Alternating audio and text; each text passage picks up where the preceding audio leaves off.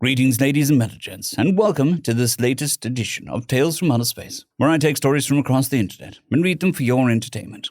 This particular story is called Don't Tell Mama I'm on Earth, written by Redundantfridge.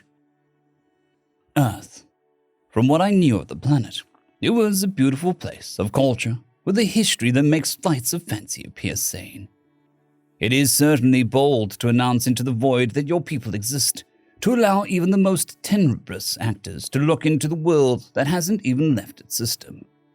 In equal measure, individuals with better intentions have stored all the information sent through space into archives. Prior to what happened, one of my first glimpses into humanity was their yearning to see someone out in space aside from them. Even when I didn't understand what cultures were presented to me, or even some of the music, I appreciated it wholeheartedly. Instead of immersing myself in the cultures our galactic community had to offer, I dedicated my youth in organizing what the Earthlings had sent into space. It is due to this immense amount of signal exposure that clean translations were able to be established. My understanding of humanity may have been flawed, but my raw knowledge of their philosophy, development, and history is peerless. It is unfortunate that out of all the nations of the stars to invade Earth, my people fired the first shot, without even considering those who had in-depth knowledge of humans. Hubris drove their will and overridden common sense. Only one silver lining existed from the invasion. It was much easier to obtain digital and physical copies of my interests. While I remained in detention on my own ship for my outbursts against the invasion, I had enough time to understand aspects and gaps of humanity that were outside of my initial viewpoint. Films and books about alien invasions or otherworldly entities in general. Arguments about the validity of them winning such a position, or the amount of time their own militaries became weaker for the plot to work. Sometimes they even contested the strange weaknesses certain aliens had that seemed too convenient. To humanity, their common sense of aliens coming to Earth to maintain a perfection bias. The assumption that an invading force would just glass a planet from the beginning. If outside entities that came halfway across the galaxy ended up in their front door, it would be a slaughter. The strange phenomenon of believing all of our stuff works without issues and is top of the line, or we won't be at the mercy of an out-of-touch politician sitting in an air-conditioned office. They placed too much credit upon the rest of the galaxy. What they considered done or contrived were actually completely valid. And even lessons I learned about in officer school and out in the field. As long as something breathes, it can bleed. If it can think, it has beliefs. If there are more than two beings, they have differences. If it was made by mortal hands, it can be undone all the same. My people, on all levels and echelons of government and military, were undone by their own heightened sense of self-worth.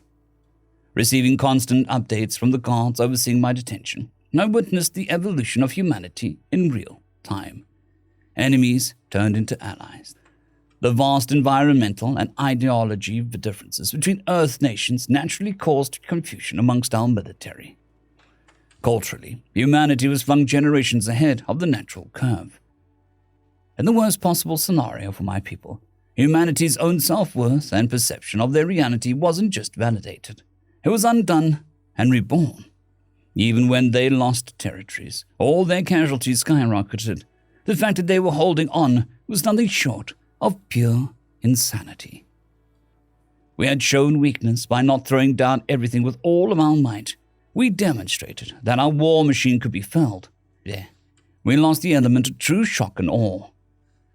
However, I am uncertain if that would have made a difference in the end. A war projected to be 7 hours had turned into a grueling 7-week endeavor. High-ranking officers were fired or cycled through, making matters significantly worse. While my forces bled, I witnessed the creation of a new norm from the humans. Simultaneously, support for the war had deteriorated into protests back home. In the face of hell, the humans still created art and music. Propaganda turned into reality. Heroes of all walks of life were forged. If humanity were to completely make it through, I suspect that their movie industry would be nothing but first contact war films for decades to come. In the midst of my analysis, a small group of my watchmen came by.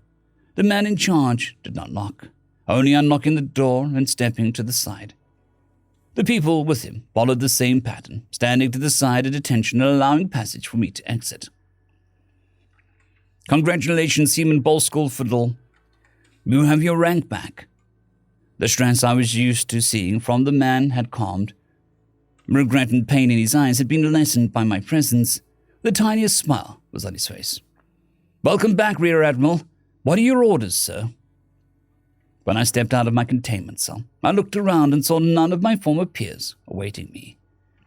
The enlisted before me were obviously not in the best condition. Their uniforms lacked cleanliness, and their expressions looked like they returned from a tour in the deepest parts of the underworld. I did not recognize half of them. Without hesitation, I announced, "Full retreat! Surrender! Do what it takes to preserve the life of everyone planetside who haven't been captured. Abandon their gear if they have to. Anyone, get into contact with General Einerson, United States Army. I'm speaking to him personally." All the watchmen scrambled to send the proper messages out, or establish peace talks, even if I didn't designate specific personnel. They already knew who would do what. I already saw it in their eyes. They were waiting for that order for a long time. For my choice of individual, from what I knew, Einerson went from private all the way up to general, then became the general of the army due to the invasion, proving his leadership worth during the conflict, especially when his part in the infamous 50 war tribes, as my fleet called them. I could have contacted anybody. In retrospect, it would have been more efficient to call multiple representatives simultaneously to stop the war.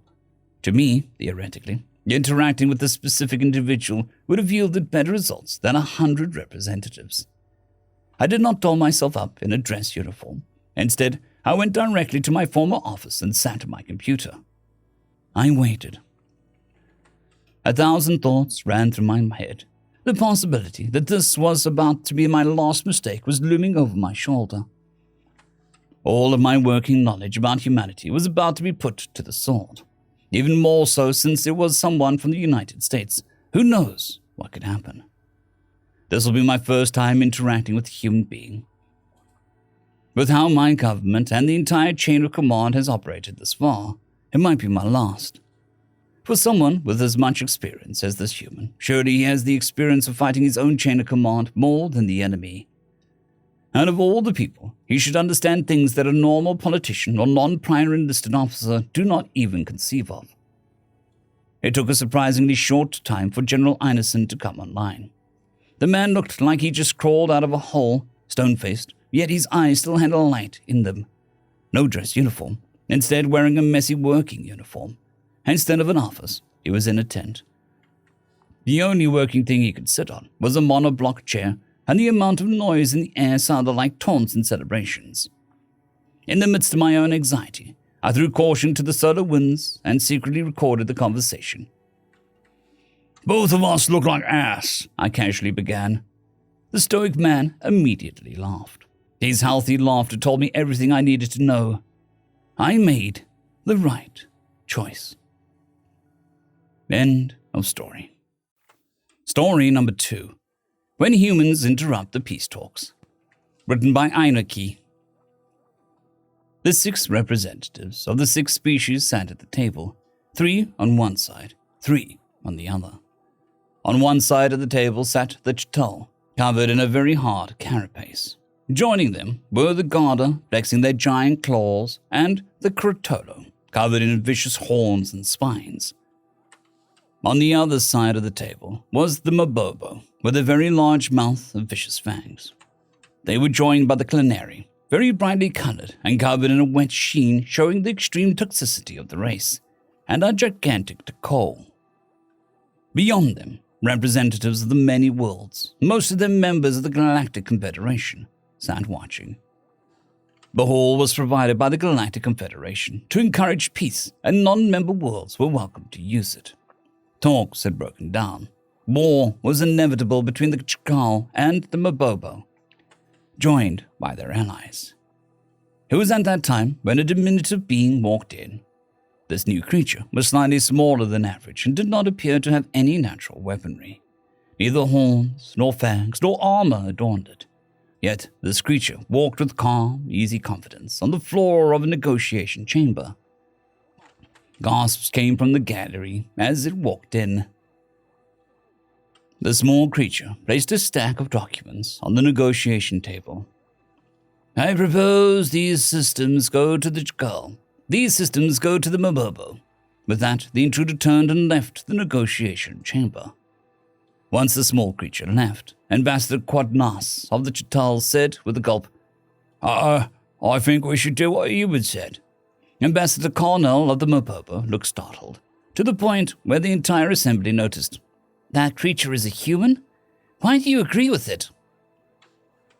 You did not read the file we gave you about the different species, hissed Ambassador Zotella of the Culinary. When you initiated contact, we gave you information on every major species. You are new, but this is not an excuse. Humans. I recall the file saying that they are peaceful and do not fight other systems, said Ambassador Cardinal. You did not read deep enough, said Ambassador Zotella. It squirmed, trying to get comfortable sitting next to a Turkol behemoth. I will tell you about the humans, said Ambassador Delatterful of the Critlo from the other side of the table. Its large horns bobbed with its head as it spoke, but the other smaller barbs that covered the rest of its body did not move. Hundreds of cycles ago, the Galactic Confederation was threatened by pirates, a new species that did not believe any other species were truly sentient. They had no qualms about killing any other species. They attacked without mercy. What happened? Asked Ambassador Condell. The humans stepped in. They matched the pirates move for move and slowly destroyed their fleet. The weird part is that the humans constantly offered the pirates the opportunity to surrender. Every single time, the offer was refused, until the pirates were defeated. And destroyed? No. They refused to destroy them. They insisted on giving them a chance. The humans confined them to their home planet. They told the pirates that if they were willing to interact peacefully, they would be allowed off their home planet. All ships that attempt to leave their home planets are destroyed in the upper atmosphere. So they are strong. That was when they fight. They don't always fight, said Ambassador Toluda of the Clanary.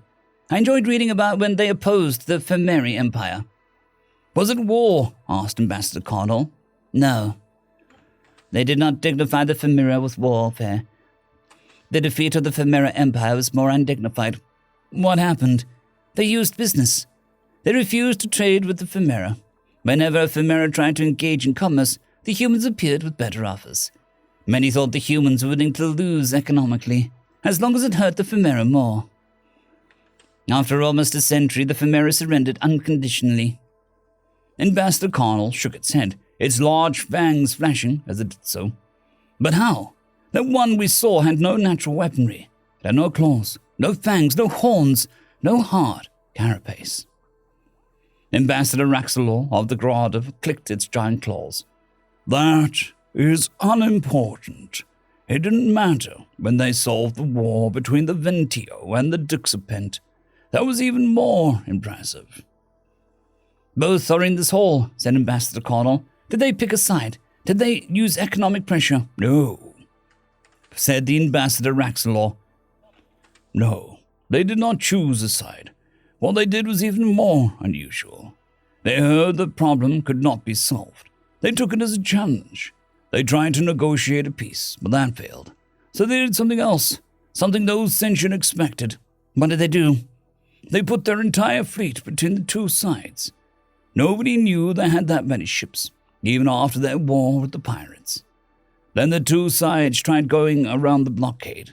So the humans recruited their merchant ships and private ships to assist with the blockade, and even asked for other systems they were friends with to join in. Eventually, war became completely impossible. To keep fighting would have meant firing on humans or their allies, and neither side was willing to risk that. With no new incidents to be outraged over, and knowing humans would not give up, they reluctantly agreed to renew peace talks. Now, while they don't like each other, They are both full members of the Confederation. Ambassador Connell shook his head, his jaws swaying. So if we go to war, they might interfere? Maybe. But it is hard to predict humans. Still, this one did not give any threats. Often they just give advice, and that is all. They don't force you to listen, but they are usually right. They go where others won't, said Ambassador Presto from the Tikal, sitting on the Maroba side at the extreme edge of the table. His enormous size has made it difficult for him to sit too close to the other ambassadors. When we first discovered interstellar travel, many species were afraid to interact with us. Many reacted with hostility to show they were not afraid. The humans instead requested a meeting. They wanted to establish diplomatic relationships and establish trade between us. After they had finished, other species finally were willing to talk to us, only because the humans did it first. We would not be on your side if the humans hadn't been brave enough to talk to us. If these humans are so powerful, if these humans are so important, why don't they actually rule this section of the galaxy? Why aren't they the rulers of the Galactic Confederation? They already did that, answered Ambassador Quadnas. They conquered a large section of the galaxy. They had a mighty empire. About 1,000 cycles ago, they renounced their leadership and turned their empire over to the member species. These members became the core of the Galactic Confederation. Some became independent again, but most joined. Then others joined later. Once it was no longer a forced partnership after they saw the benefit of doing so. The humans gave the Empire the rest of the galaxy. Ambassador Connell looked at his datapad and saw that everything said was true. But why did they renounce their own empire? He asked. They said it was too easy. They wanted to do something harder. Ambassador Connell swallowed. I think we should do what the humans recommend. End of story. I would just like to thank the T5 supporters. Bushmaster 117, Casper Arnholtz, Drexzoon WRE, Elijah Silvercross, Gray, John Carrington, and Severin Cerberus. Thank you very much.